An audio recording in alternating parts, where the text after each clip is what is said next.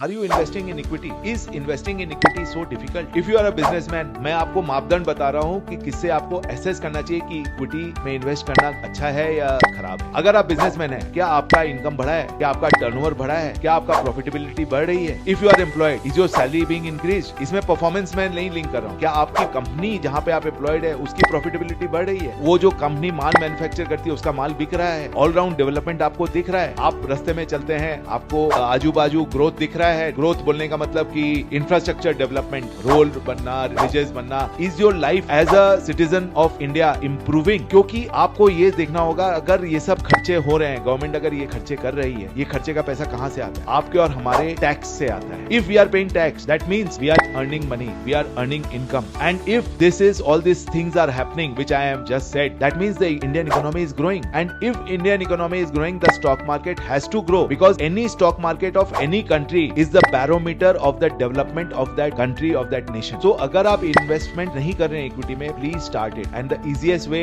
is to do SIP. You can do a SIP of 1000 rupees also in equity funds and participate in India growth story. For more such tips, keep listening to SFIC Speaks.